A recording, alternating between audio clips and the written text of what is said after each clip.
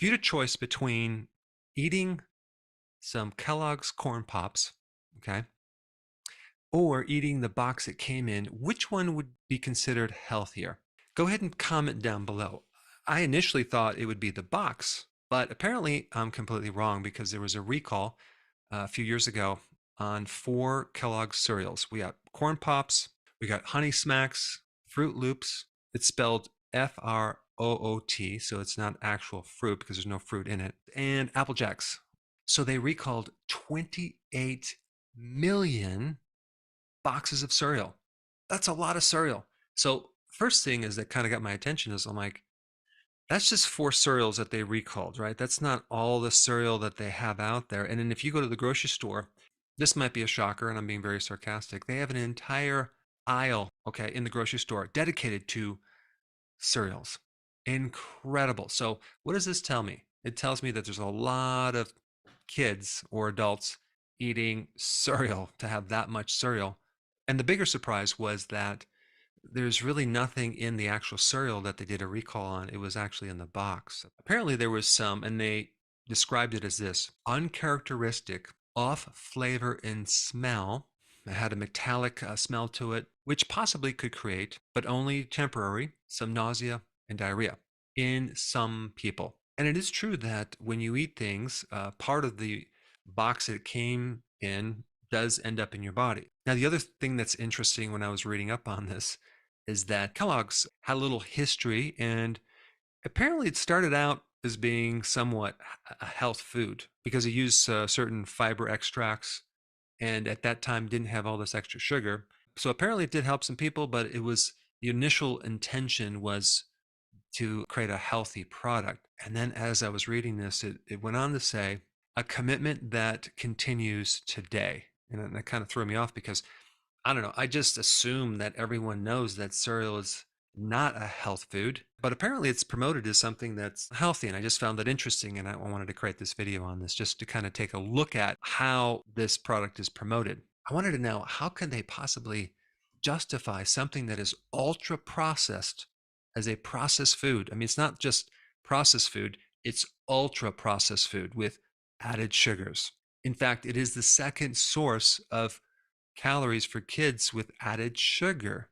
So I wanted to just see how they justified it. Well, they said that they removed the trans fats. You have to know that trans fats are the partially hydrogenated oils, right? When you continue to cook and process this oil under high heats, it then becomes fully hydrogenated. So you're not going to have trans fats in fully hydrogenated oils, only in the partially hydrogenated. But from my viewpoint, going from a partially hydrogenated to a fully hydrogenated does not increase the health of that oil. So they did say they reduce the sugar, which we'll take a look at, and they reduce the sodium, right? Because everyone knows that sodium is dangerous. And they added more nutrients, of course, in the form of synthetics, and they also added more fiber in the form of whole grains. They actually even said that this cereal is nutrient dense. I'm not kidding, okay? Because of the added synthetic vitamins that they added, it became now this nutrient dense foods. But if you look on the label, I'm still trying to figure out what is nutrient dense about that because the percentages are still very small. And they actually even claim this based on this one study.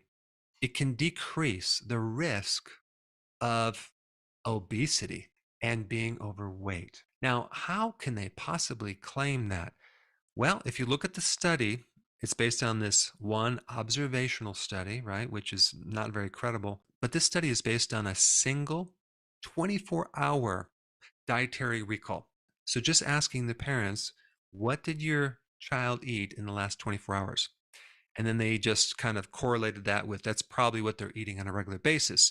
Well, there's no way you can figure out what a child eats just based on one day. That's not going to figure out the dietary pattern. Plus, it involves recall and remembering exactly what they ate.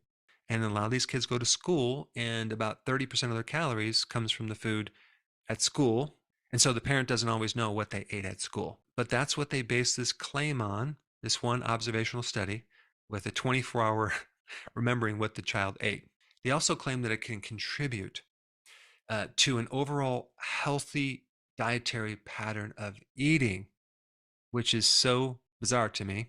And if you restricted the cereal, it can actually lead to an overall reduced intake of nutritious food with unintended consequences. I'm still trying to scratch my head on how can they possibly say that. Well, I've never seen so many lies in one paragraph in my life, because the real consequence of getting this out of the diet would be a greatly improved body, a child that has more focus, a better mood, a child that doesn't gain all this weight, a child that doesn't develop metabolic syndrome or blood sugar issues. So then if you look at the label of corn pops, right, this is what the ingredients are: corn, sugar, corn syrup, hydrogenated soy oil or cottonseed oil, wheat starch, and synthetic vitamins.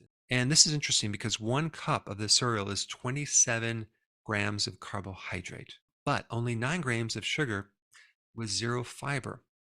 So wait a second. Here we have this refined carbohydrate, and it has a lot of carbohydrates in it, but it's not all sugar. So what's making up the rest of that carbohydrate? It's not fiber, even though they're kind of talking about how great their food is because of all the fiber that's in it. Well, it's 0 grams of fiber and 1 gram of protein. What are these carbohydrates? Well, it's starches, right?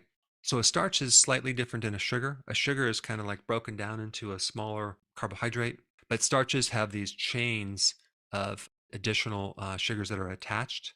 And sometimes there's various loopholes with adding maltodextrin and even some of the corn syrup solids, of putting them under the category of a carbohydrate and not the sugar, even though it behaves like a sugar, right? It can break down the sugar pretty quick, but legally they don't have to kind of claim all those sugars if it's less than 1 gram. Now let's take a look at Fruit Loops, right? We have whole grain yellow corn flour, we have sugar, we have wheat flour, we have whole grain oat flour, and then they add the modified corn starch. Then they added the hydrogenated oil, the soy oil, and then they also add maltodextrin, like I mentioned before. And then another source of fiber is the corn soluble fiber, which is a new kind of a synthetic fiber because it's so processed.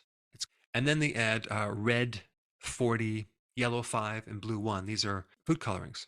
All right, now 3/4 of a cup, not even 1 cup, is 24 carbs, 2 grams of fiber.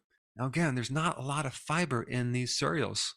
So then we have 10 grams of sugar and 1 gram of protein. So based on all this information, my conclusion is the box is much healthier to eat than the actual cereal. What do you think about this? Go ahead and comment down below. I just want to say the best food for a child, if you're going to feed a child breakfast, would be eggs. And if you have not seen this video on eggs, you should check it out. I put it up right here.